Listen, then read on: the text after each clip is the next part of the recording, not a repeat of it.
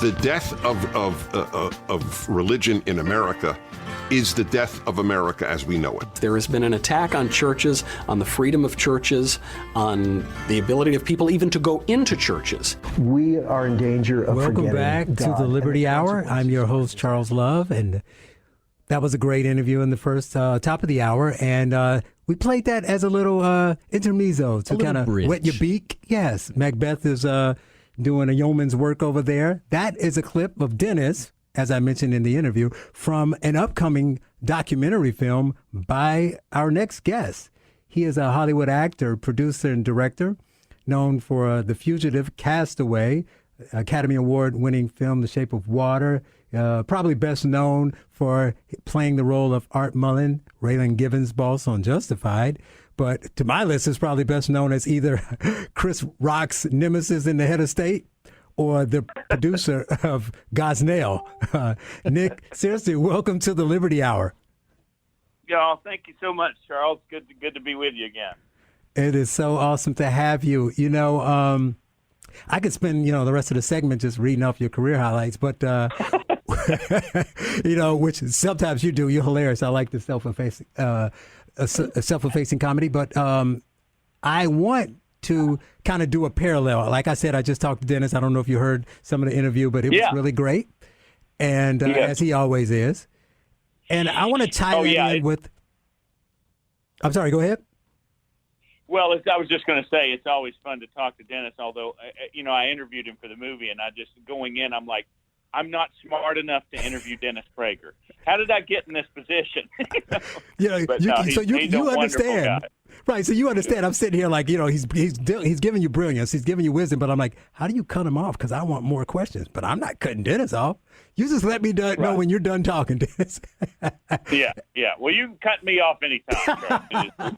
No, but what I want to do with you is kind of do a parallel between what's happening in the country and in Hollywood, because I think they're linked and most people don't get it. And I saw your Hillsdale talk, which was brilliant, and I took some pieces from that I want to talk about, because people kind of dismiss Hollywood, especially conservatives. Say, well, Hollywood's cool. It used to be fun, but they don't make anything for me, so I'm just going to shut it off, forgetting that everyone used to say that, life imitated art and art imitated life, and you needed a combination of both. And so I want to talk about what's happening as the country shifts left, what's happening there, and then eventually what we can do. But first, I want to ask you, obviously you love the country, and that probably has always been there, but when did you start fighting so adamantly, and what was the catalyst to make you start? Well, for a number of years, especially when I was younger, getting an acting career going is a pretty full-time job. So I was pretty much focused on that, learning my craft and learning how to work in the business. But at a certain point, I started to realize that, we're really in a culture war here. And these people that are surrounding me, a lot of the material that I'm getting, a lot of the stuff that I'm being asked to do really pushes values that I don't agree with. And really around 2012 is where I just sort of decided, you know what, I don't want to keep my mouth shut anymore. And I think part of the catalyst was when my friend Andrew Breitbart passed away. Mm-hmm. That was one of those watershed moments where I just go, none of us know how much time we have. What are we going to do with the time that we're on the planet and the gifts that God has given us? And I decided then that really I need to stand up for what I believe in, because if I don't do that, what good am I? Right. And in a lot of ways, I want to know what you think about this, but I see being a conservative in Hollywood like being a black conservative. Right. So people will because people will agree with you in private. I have people like, man, yeah, you're right, man. That Obama, some of that stuff, I was like, I would never say that stuff in public, though. Right. And you say some of those same things. Right. So some of the way you're treated, the way you probably looked at, the way that, somebody might, who's kind of like can't control themselves might just argue with you. You could be sitting at a cafe and they just want to argue with you. So a lot of those things are kind of similar. You deal with those similar situations, right? Yeah, and, it's not like people argue with me, in public or to my face. That's not how it works. That's not how these bullies like to operate. They just sort of go behind the scenes and go, we're not going to hire that guy because they'll never come out and say, we don't want to hire so-and-so because he's a Republican or because he's a conservative. Mm-hmm. They'll just make up some euphemism for it and go, yeah, we just don't see him in the role or something. Right. But believe me, it goes on, and they do it in a cowardly way. Well, here's a question. I don't know. This might be, like I did with Dennis. I won. Let's see if I can get 2 for 2. I like to ask people questions they don't generally hear. So you said 2012 was the kind of like the light switch came on for you. So you were still had conservative values before then. So I'm wondering what percentage, and I got you for the second segment. You may be able to add on to this after the break. But what percentage of Hollywood would you say are the true believers versus those people who are just intimidated to speaking and acting a certain way? And has it changed pre and post Obama? So I hear him playing music for me, though, so you can think about that and give me an answer on the other side. We're here with Nick Searcy. You're listening to the Liberty Hour on AM 560, The Answer. Missed it by that much. You're listening to the Liberty Hour with Sean Thompson. Get on the line with Sean by calling 312-642-5600. Can't do that. Welcome back. What'd you say? You can't do that. You can't do what? No, you need another number to get Sean tonight. Oh, yeah. You can Sean's call that not here. number. You can but call you it won't talk to Sean. You can talk to me. That's how it works. Welcome back to the Liberty Hour. I am your host, Charles Love. And we're talking to Nick Searcy, Hollywood star and Twitter assassin. And when we left, I left him with a question to think about. He got to mull over. So what would you say? I asked what percentage of the people there in Hollywood are true believers versus intimidated, which obviously you talk about people being intimidated to what they don't believe, and how it's changed pre and post Obama. Well, there's an awful lot of people who, like you, they come up to me and say, I agree with you, but I would never say it publicly because I'd never work again.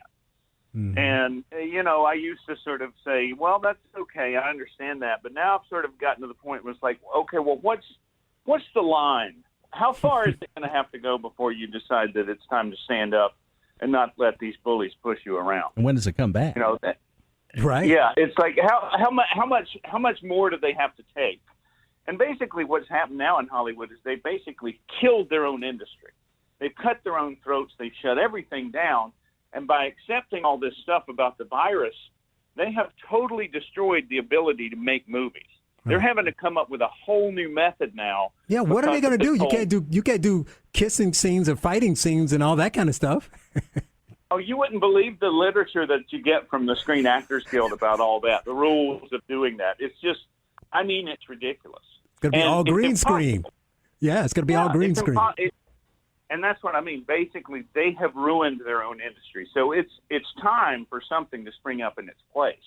I think that now is the time that conservatives out there need to realize we have abdicated the pop culture to the left for too long by saying, as you mentioned before, by saying that stuff isn't for me. I'm just not going to watch it. I'm just going to let it go. But what we don't realize is that stuff is permeating our children's lives, our teenagers' lives. The pop culture shapes the way people think about things. Hollywood is powerful in that way. And if we don't engage and if we don't start creating product and if we don't put our money where our mouths are in terms of we want to affect the culture in a positive way, then it's going to continue to go downhill. And what are people left with? One of the things, there were like 2 or 3 absolutely brilliant things you said at Hillsdale, and that was one of them. You said that people learn and they appreciate and they're entertained through stories. And we're all making documentaries, which are fine, but they're making documentaries and they're also making, fiction. So they've cornered the market on fiction, right? It's completely insane. And we just walk away and say, well, we don't like the fiction they're making. So instead of making better fiction, we just give up on fiction. That's the same thing that we have. That's why I say Hollywood is running parallel to what's happening in the world. It's the same thing as conservatives saying, well, we don't like what's going on, so we're going to do this. Or what I said earlier about Republicans saying, we're going to write good policy and it's going to beat everything else, while they're teaching your kids what they want them to believe in music, in art, and everything, and you're not paying attention to that. And you talk about they're destroying their industry and it's time for conservatives to rise up. You also talk there about conservatives have lost Hollywood. You're not getting it back. You need to create a new Hollywood. But that means every level. That means distribution. That means producers. That means directors. That means content, writers, actors, everything. So it's the same. It's mirroring America, right? The left has gone so far. Corporations have just thrown their hands up. So what do? So in both situations, you have to look at it and say, how do you fix it? What's the next step? So what is the next step, let's say, for Hollywood? Well, Hollywood's going to have to reinvent himself or basically die away. Its market share is going to be smaller because they were so addicted to Chinese money. And I think now they're not going to be able to get away with that as much as they did before. Now people are not going to accept that. Like they were sort of secretly getting Chinese money and letting the Chinese government censor their material. Right. I was actually in meetings where pitching a screenplay that I'd written with a partner where we were told, do you have anything that China might like? And I started laughing. I thought he was kidding. Right. And he wasn't. He was like, I said, well, what exactly do you mean by that? What kinds of things would China like? Well, and they probably had a booklet for you. It's funny you asked, Nick. Here you go. It's all color-coded. Follow these rules. Right away. It was right on the tip of his tongue. He said, well, they really hate the Japanese. If you have anything with the Japanese as the villains, they'll love that. Wow. Like, you got to be kidding me. Yeah, we just talked, last week's show, we talked to Gordon Chang, and we were talking about that very thing. So another great thing that maybe the last one, but there was so many goodies. Go watch this clip of him at Hillsdale. You will love it. You said that we're the counterculture now. We're the Sex Pistols. Yeah. And I said, that's true. That's true. But it made me think, I'm a kind of out of the box thinker. And I'm like, okay, but here's another situation where the left had some magic tricks. They somehow have been able to both wield tremendous power and still speak like they're the hip, cool counterculture people, and we're against the mainstream, and it works. So it's amazing. It is amazing. It's amazing, but I don't know what we do to stop it, right? I mean, because you got the powerful people saying we need to stop the powerful people, and everybody's like, yeah, I agree with that guy. It's amazing. Yeah, they are total. Yeah, the Hollywood crowd is totally sucking up to the Democrat Party, and it's like they were making films for the Russian Politburo. That's how they operate in Hollywood. Mm-hmm. They think they're rebels by doing exactly what the leftist Democrat Party wants them to do. And that's but like I said to Dennis, nothing that the left does surprise me. Why do people believe it? Why are people buying into it? Because that's what fascinates me. Well, that's because of what Prager was talking about with the school system. You have whole generations of people that have been brought up for years and years in the school system thinking America's evil, America's racist, everything here is terrible. And so by the time they get to, they've seen all these movies, they've heard this all from their teachers, they hear it all the way through college. So by the time they get to be adults, they are basically brainwashed. Right. They believe the whole thing. They swallowed the whole lie that America's an evil place.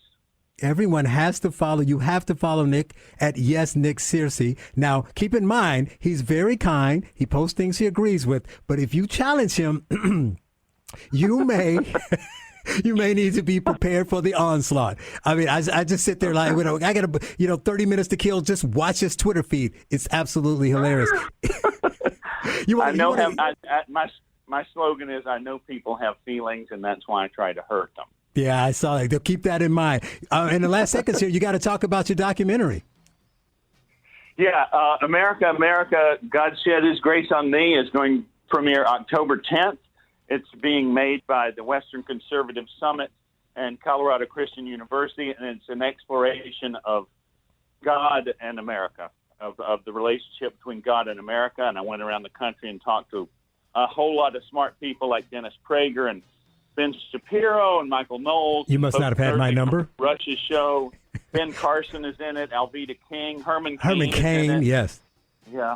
There's a lot of really great people in it, and it's we're putting it together right now. And so basically, we're trying to balance the humor with the seriousness of it. It's good. It looks like in addition to all the smart people, there's me making jokes all the time. Well, the trailer looks great. I hope everyone follows you. Everyone goes to see the movie. October 10th, you said?